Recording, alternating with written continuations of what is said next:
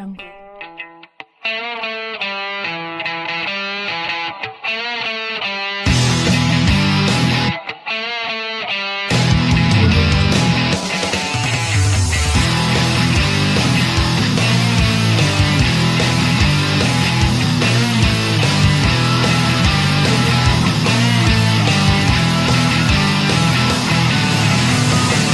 Hello, you are listening to Trump Republic Radio. It is December 13th, 2017. I'm your host, Enzo Quesada, and as always, I'm joined by my co-host, Bobby Hester. Hello, everyone. And this week for the Midweek mini podcast, we got some bad news to talk about. Very bad news. The Alabama special election was yesterday. You should probably know by now Roy Moore lost. Very close. What are the exact numbers, Bobby, on that? We lost by about 1.5%, or by about 21,000 votes. 21,000 votes. 21,000 votes out of about 1.3 million that were cast. So very, very close race. Very close indeed. Yeah. I didn't get to watch it live as it was happening because I was at work, but you got to see it come in. Yeah, I was watching election results last night as it was coming in, and I mean, hey, this is the first time we should just openly admit it right now. We were completely dead wrong. Almost everybody was completely dead wrong. We fully expected Roy Moore to win this thing. I mean, we were predicting an 8 to 10 point victory margin for him. I guess 6, but I'm still wrong. Yeah, I mean, the closest thing out there that showed anything being correct was a Fox News poll had Doug Jones up by 10 coming out 3 days ago. That was pretty much the only poll that actually had Doug Jones winning. Yeah. Granted, not by 10 points, because those margins were absolutely insane. But, you know, all the analysis we did looking at, you know, voting trends and poll numbers and everything like that, we fully expected Roy Moore to win this thing. I mean, Donald Trump in 2016 won Alabama by what, like 28 points. 28 points. So that shows you how red the state is. You think that, you know, the people would vote for the senator that would aid Trump, but I guess they didn't want to do that. The big thing about this election, though, is just turnout. Yeah. The turnouts are really weird. The turnout is the number one thing that influenced this thing, and granted, my computer's completely frozen right now. Yeah, turnout is what matters. Somehow, the Democrats, I'll just say the numbers. In 2016, the Democrats got about 729,000 votes in Alabama.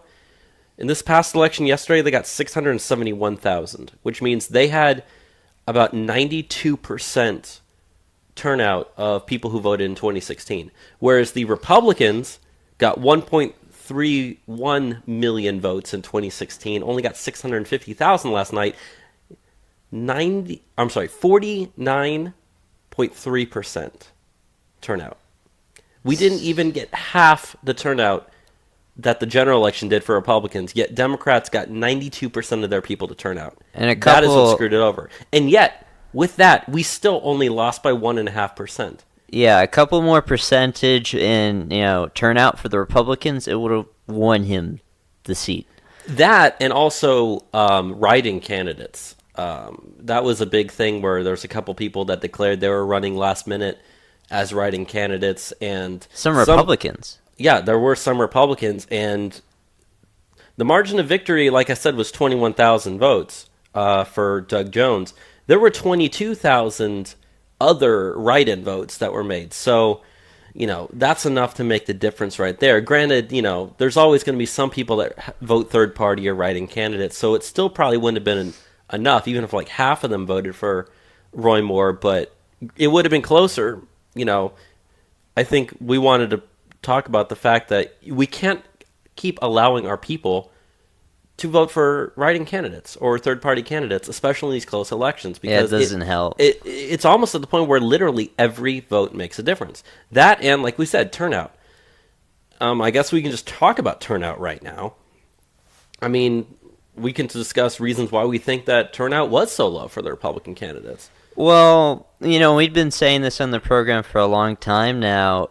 The people that do have a problem with the sexual allegations against Roy Moore, they're probably not going to flip. They're probably just not going to show up. Right. So there's a good percentage just didn't show up. And that's kind of what I'm thinking as well, because, If you're someone who's a hardcore conservative who believes the allegations against Roy Moore, or who doesn't like Roy Moore, or thinks that he's going to be a bad candidate or going to be a bad senator because of these allegations, you're just not going to vote for him. If you're a hardcore conservative, why would you cross the lines and vote for, I'm not going to say Doug Jones is a complete communist, but, essentially in your eyes, that's who your enemy is in this election cycle. Or just you wouldn't flip over. Yeah.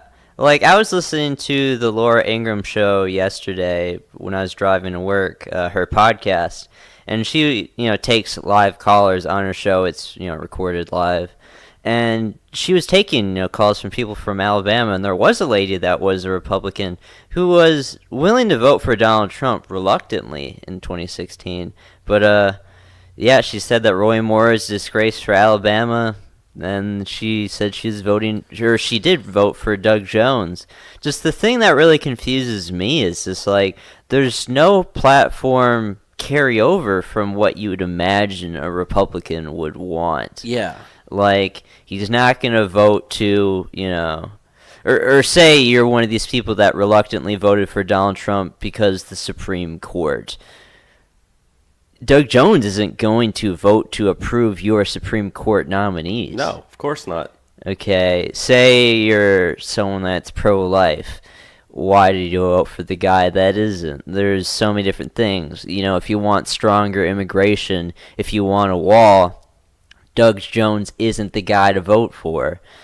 At the end of the day, maybe you don't feel good about voting for Roy Moore, but he's going to vote in the Senate the way you want to. So, I've never had a hang up about supporting Roy Moore, even though obviously I can't vote in that election. Right. But, I don't know. I guess the sexual allegations did, hurt him a lot more than we expected, because we were reading polls just last week. Something like, 90% of Republicans didn't believe the allegations at all, or whatever. So I didn't think this was going to matter, but for some odd reason, people just didn't show up. So I don't know. Maybe people rested on their laurels and just thought, oh, this is a Republican state, I don't need to go out, or they're second guessing. Had a lot to do with it. Yeah, I don't know. But to lose a Senate seat in such a red state to a Democrat, it's really bad, and it doesn't make me look optimistic towards the future. I would say, I think the best word to describe it is embarrassing more than anything else. Because, it's a huge upset. It is a huge upset, and I happen to agree with you. It doesn't bode well looking for the future, and there's a couple of reasons behind that. The left is acting like they just won the presidency. Yeah. They're acting like, oh yeah, we defeated this guy. But think about this. In order to defeat one guy, you had to have 2 months straight of sexual harassment, child molestation allegations being the front page of every single newspaper. Without anyone taking him to court. You had to get millions and millions. And Doug Jones outspent Roy Moore like 16 to 1, 17 to 1. I think he had something like 14 to 1. 14 to 1. As far as money. Something and in that time. The vast majority out of state money, obviously. You had to raise millions and millions of dollars of out of state money, outspend your other candidate 16 to 1, gaslight everybody in the state about just how terrible it's going to be. Start spreading news about a potential Senate Ethics Committee hearing if he ends up actually getting into the Senate. You had to do all this, and yet you still barely won. You won. I'm not going to, a win is a win is a win. They can spend all that money, but if they get the seat, it was worth it. It was absolutely worth it. And it's a complete victory for the left. All these Republicans, they never got behind Moore. They never financially helped him out. Trump said he was going to campaign in Alabama, and he didn't. And, he went to Pensacola last week and said you got to go out and vote for Roy Moore. But, if it came down to 20,000 votes we needed, Trump going to rally for this guy could have been the difference. So, I was forgiving to Trump on Sunday when we were talking about this because, Trump doesn't really need to admire himself up. But, they're just going with the sexual allegations against Trump again now. Mm-hmm. And they realize, this is their only thing that works. Me Too, Me Tooism. And now they feel that because they took out Al Franken, they have the moral legitimacy on their side to always do this. And this is just something we're going to see with a ton of races now. We're going to see them go after this sort of sexual allegation propaganda. It doesn't need to be legitimate. The allegations against Roy Moore, there's tons of them that we, disproved over the course of the weeks leading up to this that were just fake. Coming to the apex just this last week with the yearbook with Gloria Allred, she came out and said that she wrote it herself or added onto it. Well, it was the woman whose yearbook it was admitted. Yeah, she added it to herself. Not Gloria Allred herself, but her, Beverly person Nelson. she was representing. Beverly Nelson. Yeah. So this is something we're going to see, and I think it's an aspect of the Democrats. They look at the economy, and they're just like, shit, it is really good. They can't campaign on economic stuff. They can't campaign on the issues themselves. There is no Because issues. imagine if you had, people are talking about what if Luther Strange was the candidate against Doug Jones. Luther Strange would have won easily. Probably. And I hate to say that because I didn't really like Luther Strange. But Roy Moore won the primary pretty handily. Yeah. Without Trump's endorsement. In fact, with Trump endorsing Luther Strange, in fact. See, this is what's been really bothering me, and Republicans and conservatives annoy me almost as much as Democrats at this point a lot Almost of the times. more so at sometimes. Almost more so, because they're just so wrong about this stuff. I was seeing people say, like, oh, they just need to find better candidates. This is what happens when you have bad candidates. This guy won a primary. What do you mean find a better candidate? I mean, there is one thing I will say in that regards, and that's, we talk about how Roy Moore has been in public office for decades now. He has never been a blowout candidate. Every single time he's ever won anything statewide, it's been by relatively small margins of just a few percent. So if you think about that, you're not talking about a guy who's extremely, extremely popular. Yeah. He just happens to be slightly more popular than whoever he's going against. So now you get to the point where you got a guy who's not got the best popularity against a guy who's got all the money and all the endorsements from out of state, with a media completely on his side, gaslighting everybody in your state. And then you got to, you get a state full of majority, like God-fearing Christian people, many of whom do, in fact, take that sort of stuff seriously when it comes to the sexual harassment allegations or sexual assault or child molestation or whatever you want to call it. I think a lot of those people did realize, I don't really want this guy representing me. I'm just going to not vote for him or not vote for anybody. But in their stupidity of doing that, they let their enemies win. Yeah. And so, sometimes what you have to do is bite the bullet, go out there and vote for the person who you don't like, knowing full well that they will vote in your better interest than the other person, whether or not you like them. I don't care if you're an extreme Christian and the guy's an extreme atheist. If you know he's going to vote on your side 99.9% of the time and the other person's going to vote on your side 2% of the time, you go out there and you vote for that atheist. Yeah. Or whatever. I'm using, analogy here, but still. But yeah, I've been just so annoyed with this. I was seeing so many, like David French was coming out and say, conservatives took a stand against bigotry, making Roy Moore lose. And I just said in the comments, what did conservatives conserve? And someone responded to me, their dignity. But it's just You want all these things, but you're not willing to put the guys in place to actually facilitate the policies you want. You'd rather just moral grandstand and let your opponents get into power. And, we talk about the change in demographics and the impact on immigration towards our future elections. If we do not attain power right now and enforce our will as people on the right, there's no winning in the future. Okay? If we don't build a wall, if we don't deport illegal aliens, we're not going to be able to win a presidency once Texas flips or Florida flips or Colorado flips. Well, Colorado's already flipped, but still. Arizona. I'm talking about place, or and North Carolina. We've seen this with many places, like Colorado, I just mentioned, or Virginia. They're using immigration to flip these places. They're not winning arguments. They don't need to. And I just wish people on the right or conservatives could realize this. Stop trying to run out the game clock on this immigration stuff because you're never going to win again. But a lot of the people on the right are trying to run it out. They're no different from Democrats to me, other than like they postulate on free markets, but they don't actually do anything. No, and we've even talked to several actual candidates ourselves. People ask them questions about, like, when it comes to like minorities, how is the GOP supposed to, knowing that, blacks vote Democrat 90%, Hispanics vote Democrat 70 to 80%, depending on what state you're in. Texas, Hispanics in Texas actually tend to be more conservative than other areas of the country. Around like 30%. It's around 30% compared to other places. It's like 20 to 25%. That might buy Texas a little bit of more time, maybe one election cycle at the most. Still going to go blue in 10 to 15 years.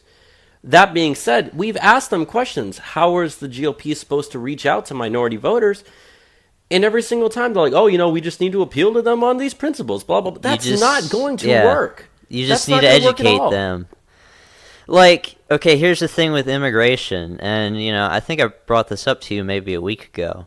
Like, the idea that you can take people from anywhere across the world where they have different rules than ours, and you can bring them here and you expect them to hold piety towards our Constitution or our rules, or, it just doesn't happen. So it's like, why are you hinging, your bets on this? Why can't you realize that this is a threat to you? Like, and I get so irritated with the idea of like these principled conservatives. Okay, I take my thoughts on this, like Saul Alinsky's Rules for Radicals, very seriously. When I read that book initially, it's like a left-wing like strategy towards gaining power. I was very mad, and I thought it was a terrible book. But I realized I was mad because the book was correct, and I didn't want it to be that way. It's not about making the best argument. It's not about being the most principled. It's about winning with what's on the board right now. That's what politics is. Politics is a game of chess. And if you can't acknowledge that and you want to play, philosopher king, like, you're irrelevant, and you're going to cause us to lose in the future. And you're principled, I'm going to vote third party or write a candidate, or you're principled, I'm just going to sit home and not vote at all, knowing full well the consequence. Like, I tend to think these people do know the consequences, or at least some of them have to. Yeah. They can't all be that stupid. They know that if I don't vote for Roy Moore, that increases the chances of Doug Jones winning. They have to know that. They have to.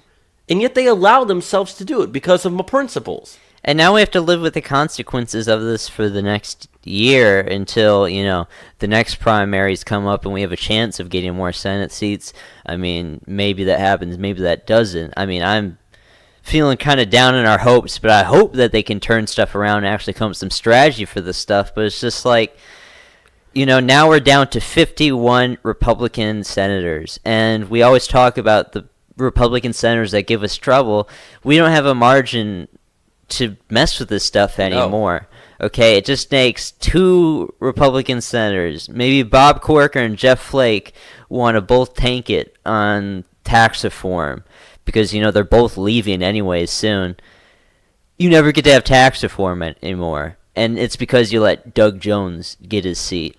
And that's one of the only good things I guess I could say about the fact that we want to get tax reform done by Christmas.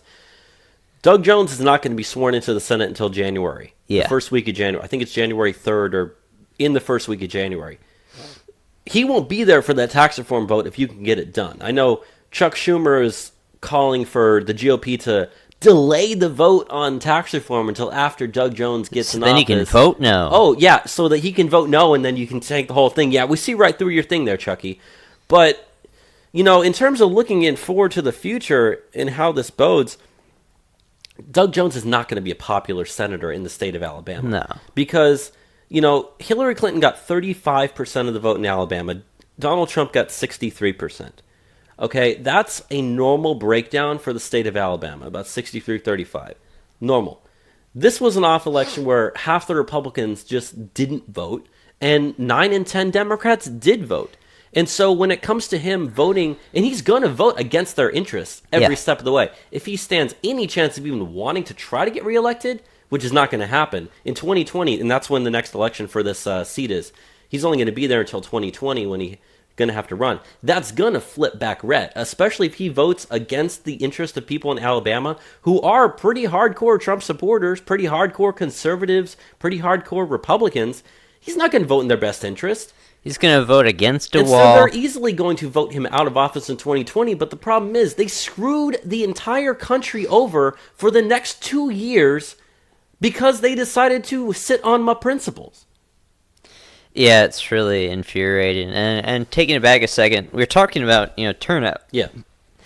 The turnout levels that you see for the Democrats in the county breakdown are really, abnormal. It is extremely abnormal. I kind of... Makes you wonder if something happened. Yeah, I'm not going to claim voter fraud here and there, but there is a lot of stuff that doesn't make any sense. I got a list of all the counties, and I spent last night and this morning, I wrote down how many votes Trump, Clinton, and other got in 2016, and, what percentage of the vote that was.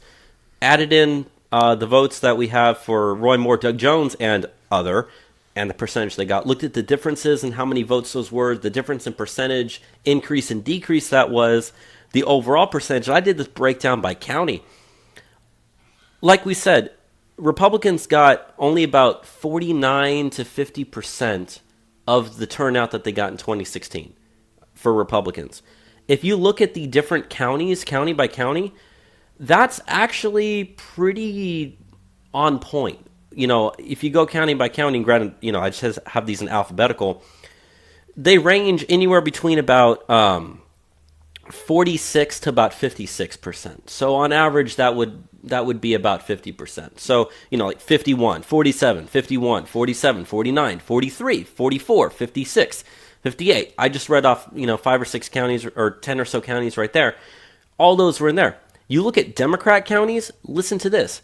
Down 7%. And this is in terms of Democrat votes that Doug Jones got as compared to what Hillary Clinton got. Doug Jones, down 7%.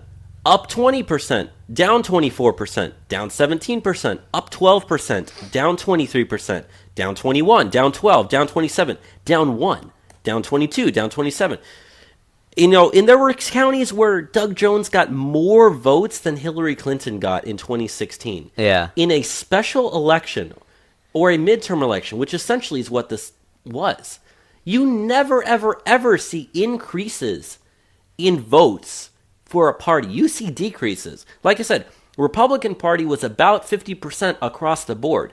That was consistent. Whereas Democrat votes were anywhere between down 20% and up 20%. Most of them were down, not going to lie, but there were some that were up almost 20% more votes. Not only that, there was one county that I was telling you about. It was right here, Montgomery County, which is where Montgomery, Alabama is.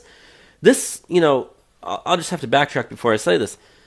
I'm an accountant, okay? That's what I'm studying in school.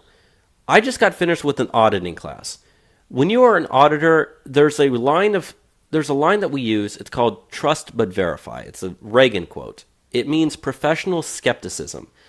What we are trained to do is look at company financial statements, look at trend analysis from year to year to year, input our own interpretation, and do we believe that these numbers are fairly stated or not? If we believe that something looks fishy, you'll look into it. That's the entire point of an audit, okay? It's required by the SEC.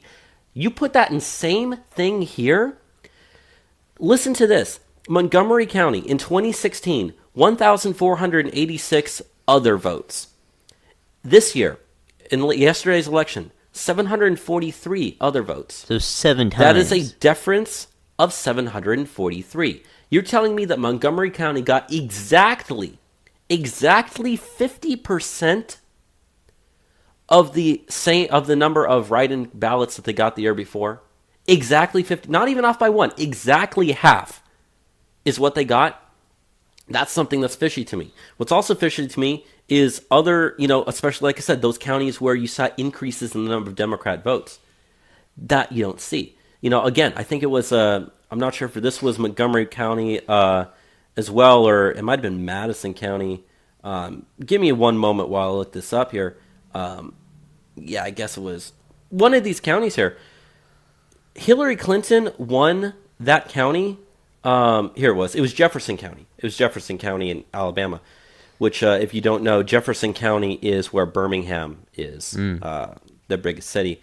Hillary Clinton won that county 156,000 to 134,000. Doug Jones won that county 148,000 to 65,000. That's a county where you had a 52% decrease in Republican votes, which, like I said, that's about normal. You know, what you'd expect if those numbers across the board were pretty accurate. Yeah. Only a 5% decrease in Democrats. That means 95% of all Democrats that voted in 2016 got out to vote this time, where only half of Republicans did. That kind of turnout is just unheard of for things like this. You don't hear that kind of... Now, I can fully understand if Republicans were down like 50%, but Democrats were only down like 40%, maybe even 30%, because they, you know, let's say they were energized to not vote for Roy Moore, and therefore more of them turned out. I can fully understand that. But to have 92% across the board turnout, 95% in your biggest county, whereas everything else was solidly across the board about 50%, no outliers anywhere. Yet you graph this thing, and I'm in the process of charting all these numbers here. This stuff's all over the place. Yeah. It doesn't make any sense mathematically, logistically, elections trend analysis. And you didn't hear about like this great Doug Jones ground campaign or get out the vote effort. And that's the thing, though, is a lot of people are saying that he did have that, though. They're saying that Doug Jones had a ground game. He had a get out the vote campaign. Roy Moore didn't. Is that what made the difference? Maybe. I would think with the most closely watched special election in the last several years, every single person in that state would know. And it wouldn't matter what kind of ground game you have. Those people were following that election closer than we were. It was in their face 24/7 for the last 3 or 4 months. There is no way those people didn't know. There's no way those people weren't paying attention. They knew. It doesn't matter what kind of ground game you have. It doesn't matter how much money your opponent spends. What matters is the turnout levels. And like I said, these things don't make any sense at all. And we don't want to be the ones to say, oh, voter fraud was happening. But just to touch on what people have been saying, I mean, I've seen people saying that they were busing people in, busing people around from different districts, from out of state. And then there was that thing about the voter intimidation that... yes. Which, could you go over that? Yeah, they sent out an email. This was Doug Jones's people sent out an email to people in Alabama saying something along the lines of, remember, your vote is public knowledge. People are going to remember who you voted for, or something along that line. Voter intimidation at its finest. Yeah, like telling people, oh, by the way, people will know if you voted for Roy Moore. Don't forget that. Yeah, it was like your voting record is public knowledge. People will know if you stood up against Roy Moore or not, which is not true. You have a secret ballot when you go. Yeah. The only person that you know or knows is you and whoever you tell. So, like, to make statements like that, that's a violation of election laws. And do I think anything's going to come of this stuff? No. Do I think that if there was fraud, it's going to be discovered? No. Which is why I'm not making, like, a solid statement like, yeah, this happened. But the irregularities you just have to notice. Like... Doug Jones's turnout amongst African Americans was better than Barack Obama's in 2012. No way. To think that some old white guy can receive more support amongst African Americans than Barack Obama, it just doesn't make sense. And that's why I have doubt towards the entire thing. And I have a lot of doubt as well because, I'm not sure how many people know this, but the Alabama Supreme Court, the morning of the election, issued a last-minute ruling saying that they're allowed to destroy the electronic voting records. So there's no way to backtrack. So there's no way to backtrack this thing. They can do that almost immediately. Well, within like a day or so. Unless you preserve those documents, which they've said they don't have to do it, you can destroy that stuff immediately. So that's like, it's almost as if there was voter fraud, they're making it so that they can get away with it. And, like, I don't, like, because I was reading stuff, obviously I didn't see this live, like, they announced the red counties first, and, Moore had a lead. That's actually not all that of a uncommon thing that happens is because most red counties tend to be more rural. And so what happens is the first initial results you see tend to start coming from major cities because a few things will come in, and then a bunch of red counties will come in because there's not that many votes that need to be counted out there. Yeah. So therefore, it doesn't take very long for them to count them and then send that data in for it to be updated. Whereas in bigger counties, you've got hundreds of precincts out there that take a long time to count votes. That's why you see that stuff start to trickle in, and then it's blue county, blue district, blue district, blue district, whereas the red stuff's like all already counted. So that's not really all that uncommon. However, you gotta keep in mind a lot of the red counties that Trump won easily flipped blue in this election for no obvious reason at all. Yeah. I mean, for instance, there was one county, I think it was Clark County, in southern Alabama, just north of Mobile. Trump won that county. I mean, I'm going to try to bring this up real quick because it's really interesting just the difference in one county alone. And, you know, like I said, this was kind of across the board. You saw this, but I just want to say this one county. Okay, I've got it right here for the New York Times. Here we go. Clark County, okay? Trump won that 54% to 44%. That county switched to Doug Jones, 51%, 47%. Doug Jones got 4,300 votes. Hillary Clinton got 5,700 votes. So you're looking at what, about a 1,400 vote difference or so, right? Yeah. 1,400 or so? Okay. Now look at this. That same county, Clark County, all right? Trump votes in 2016, 7,100. Doug Jones, 3,900. 44% decline, 24% decline. And I bring that up because that 44% decline is significantly less than the rest of the state. Whereas that 24% decline for the Democrats, significantly higher than other places in the state for how the voting share went. And yet that was enough to flip a county blue. I'm not saying that everything was due to voter fraud. I mean, we've said it already enough that it was all because of turnout. But all I just want to say is that you really almost have to dig precinct by precinct even, checking those things, making sure that there aren't irregularities. And I guess that's the word that I would want to use is irregularities, because what special election has 92% Democrat turnout?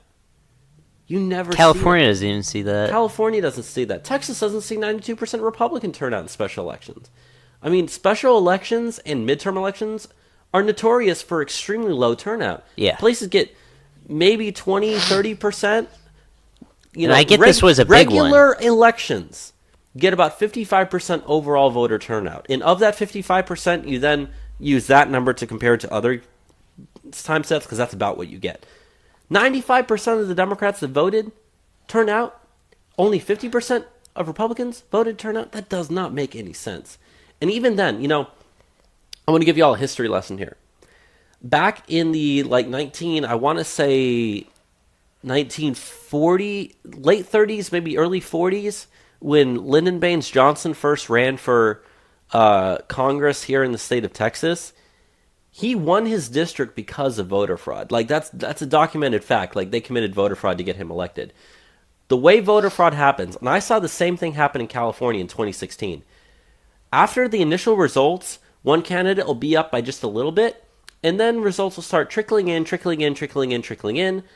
and then a couple days later, the other candidate wins by a small margin. The reason why you don't see voter fraud happen in blowout states is because it's obvious if you tried to attempt it. You know, imagine if Hillary Clinton versus Donald Trump and Hillary Clinton would have won Alabama. People would be like, no, there's no way that's going to happen. But imagine if you have a state like, I don't know, New Hampshire, where we've covered this on the show before. There was strong potential for voter fraud that did occur in New Hampshire to pull it off of her by a tiny margin.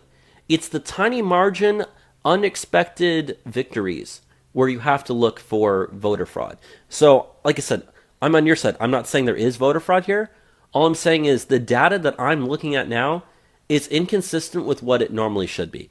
Yeah. Unless this was just such a far out there outlier election that didn't have any voter fraud and was a one-time thing. And the reason I want to say it's a one-time thing is because, we were talking about going forward here in the future, okay? A lot of people are already using this to say, see, here's the blue wave that's going to come in 2018. This and Virginia's results. Virginia was a blue state, okay? I've already said, the Virginia thing, that's a Democrat winning in a blue state. That's no surprise there at all. I wasn't shocked at all. Yeah. This one, I am shocked. But at the same time, like we said, it took them raising millions of dollars out of state, focusing all their attention on it, outspending the Republicans 16-1, using essentially, voter intimidation tactics. The Republicans refused to help.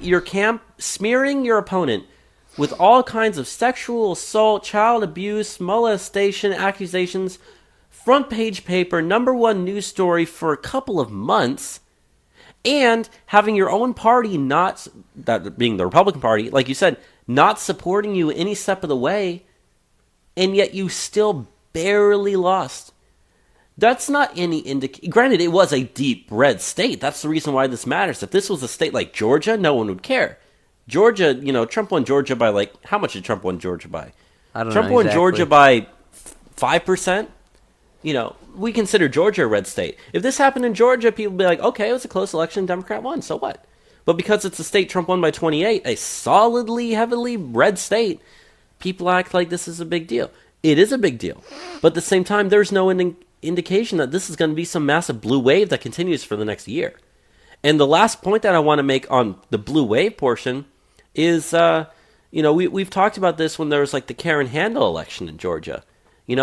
The Democrats outspent her by a ton. She still won. And you know why? The Democrat Party is still broke. They're still massively in debt. There's no way that they are going to be able to raise millions and millions and millions of dollars for every single Senate seat, every single House seat that they want to try to do. Outspend all their opponents 16, 17-1. They're going to try to smear almost every Republican probably with some sort of sexual assault allegation charges. I guarantee you that. The right should start doing that to them to make them play by their own rules, like the Al Franken thing. But that being said, there's no way they're going to be able to do that at such the wide scale for 2018. And I think, enough Republican voters across the country are completely outraged about this election. They're outraged about the fact that, not necessarily about the fact that Roy Moore lost, but about the fact that a Democrat was able to win. Yeah. And I think that's going to piss off a lot of Republicans. And they're going to see this stuff. Most people that are the Trump-style MAGA-type Republicans, we kind of follow this stuff a little bit closely than other Republicans tend to. I tend just to believe that. I hope that I'm right in that belief. I have no reason to believe that I'm wrong in that belief. We understand that the #1 reason why this happened was because Republicans just didn't turn out to vote. And we're going to push that. We need to push that. Say, look, you want your side to lose, you don't vote. You want your side to win, you get out there and you vote. You make sure all your friends vote. You get everybody you know out there to vote. Don't be complacent. Don't vote third party. Don't write in a candidate. Don't stay home. You go out there, you show up, whether it be a primary, a special election, or the general election. You get out there, you vote. And you bring someone to vote with you. I don't care if you don't necessarily like the candidate personally. Look at their policies and say, what is best, what is closest to what I believe in. Even if they're not perfect, you gotta do it. Because the alternative to that is Doug Jones on a national scale. The way I view this is, you're not electing a priest. You're electing a senator. What's their job? They just vote on things. I don't care at all about what they've done personally. It's just about how you affect these votes. And I mean, that sounds cold, but that's the truth. That's all they do.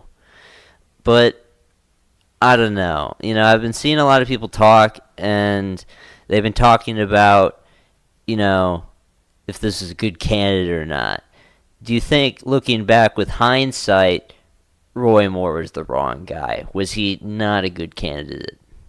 Because, personally, I was okay with him, he would have voted the way I wanted to. He would have been there for any immigration vote. But I mean, I understand like the bad optics of all these sexual allegations, and he is, pretty radical on the Christianity stuff. That turns off people a lot. I don't know. I mean, if Mo Brooks was the guy running, he would have won the election easily, like 12, 13 points. Even Luther Strange, I think, probably would have Even won that Luther election. Strange. And, like, when we were talking about these primary... Because Luther Strange at least would have had the GOP on his side. Yeah. And that's enough to win you anything, really. Yeah, and we were talking back in the primary, like, we weren't too hot about Luther Strange. I mean, I wouldn't have been upset if he won. Yeah. I mean, you look at his voting record, he hasn't opposed Trump, but he could have been better. But, like, yeah, you mentioned the Republicans not getting behind him. It just didn't seem like they cared about saving this seat. Like, they would rather just lose it than actually get behind this guy. There's no money thrown his way. There's no politicians coming out and helping, stump speeching with him. It's just frustrating. We can't afford to give up these big things, but they're willing to. And that's also another problem, and I'm glad you brought it up, was the whole no one's going out there giving stump speeches for these things. The only person that was actually out there stump speeching for him was Steve Bannon. And I hate to say this, but the left is already using this as to be like, haha, look at that, Steve Bannon, your thing has failed. Your whole, I'm going to elect Trump people to the Senate. I'm going to upset these establishment Republicans and we're going to win. Haha. And the Republican Party is going to use this to say, hey, this is what happens if you try to upset our establishment candidates. Don't primary people. Don't dare primary us going forward. And we predicted this is what happened if this happened this way. And so, that kind of goes back to what I was saying before. I think there are enough of our MAGA-type people out there that pay attention to stuff, that kind of understand what's going on here. You don't really have to, like, hide it, or they see through the media gaslighting to the point where I think they really kind of do understand the bigger picture. They understand what's going on, and I don't think that's really going to hurt Steve Bannon's goals going forward. I don't think that's necessarily going to hurt our thing. I think it's going to energize the left a little bit more. They're going to be more willing to try to, get people to turn out. But I think we need to do the same thing. We need to get our people to turn out too, because they're going to say, hey, look, all you got to do is just get everyone out and you win. Our side, the same thing applies. If you just get everyone out, we win. So, midterms are known for being lower voter turnout. But they're also known for being more Republican turnout, which historically goes hand in hand. If the left knows that, the right knows that, everybody knows that. If the left gets their people out in the midterms, we won't have enough people to win anything. We just get our people out in the midterms at the same level as, you don't need to get it at the same level as a general election. Just get it higher than normal for a midterm, and you will win, like we've been saying. That's all you have to do. Just get your people out to vote like you normally would. Try a little bit harder, and you will succeed. You're not going to fail, so don't let the media gaslight you. Don't let both the right and the left point at Steve Bannon and say, haha, look at that loser over there, because that's not accurate at all. The thing that just has really confused me looking at this result is, what exactly is the point voting Democrat? Okay, I guess if you're already on that side, you're going to vote that way. But, there's Republicans that flipped over to vote for Doug Jones. And, most of these people support the president. Like, you look at polling overwhelmingly, this guy doesn't support the president. It's not like the Democrats are going to be passing any sort of legislation. His role is only to impede and obstruct. That's all he's there to do. So what's the point in voting for that? Doesn't make sense. But a lot of Republicans did do that. And I guess it all comes down to, I can't in good conscience vote for Roy Moore. But I don't know. It's just confusing. I'm really bummed out with this result. I thought it was going to be a good victory for us. We'd have some good news to talk about on Sunday. But, these things happen. It's not the last election. And the stuff's not over. Yeah, and at least by doing this as a midweek episode, we don't really have to go into as much detail on Sunday, although we'll go into enough detail to cover it. But we'll throw people over to this episode's way when they can listen to it. But, I got to say, going forward, do I feel depressed a little bit? Do I feel optimistic? Not as much as I did before, but at the same time, I'm not going to say that I feel completely like, well, this is it. That's it for everything. We had a good 11 months. That's it. Goodbye, everybody. I don't think that's the case at all. You got to look at it in like a sports sense. Okay, Trump's first, Let's say first quarter because he got 4 yeah. years. He has 4 years. The first quarter is just gone by. There's a lot of winning, but we closed out the quarter with, the opponent scored on us. Come halftime, the midterms, we need to be up on top of this. Otherwise, it's going to be hard to win the game and win re-election 2020. But it's not over. We just need to be very focused this next quarter, this next year. To use a sports analogy, here's how I would use it. Let's say this was a game of football. You're near the end of the first quarter. Your team's up, 14-7, and as time expires at the end of the first quarter, the other team runs for like a 70-yard touchdown. You're like, crap, we just let them score, but you're not losing. Okay, you're tied. You're tied at the end of the first quarter.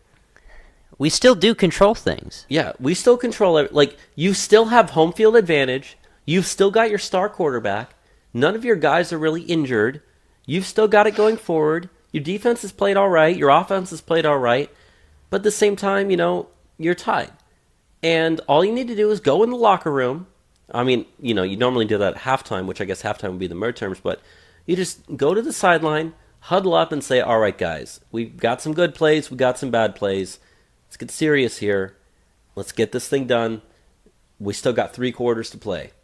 That's the way I look at it. The Republicans have to get serious about, actually having winning strategies for these campaigns, though, because, they didn't give Roy Moore anything. It was just him on his own, and he had the help of Steve Bannon. I know Farage and Coulter came out, but... Paul Nealon came down there as well. But that's not enough for these big ones. No. You need to... And the Democrats are good about this stuff, and we saw that yesterday. But, I don't know. We just need to see changes. But, yeah, we still got to have hope, and we can't give up. Because if we give up, we're giving our future away to people we don't want to control the future. So, No. I don't have anything else to say, though. You got anything, No, Bobby? I've said everything I was going to say. Okay. I guess that'll be the midweek for this week. We still have another one. It's another South African interview. That'll be the only hype I give, but it should be up in a couple days. It will be a good one. We still got the Sunday show. We may or may not have a guest. It depends who I try to contact. But with that all said, have a good one. Bye, everybody. Bye.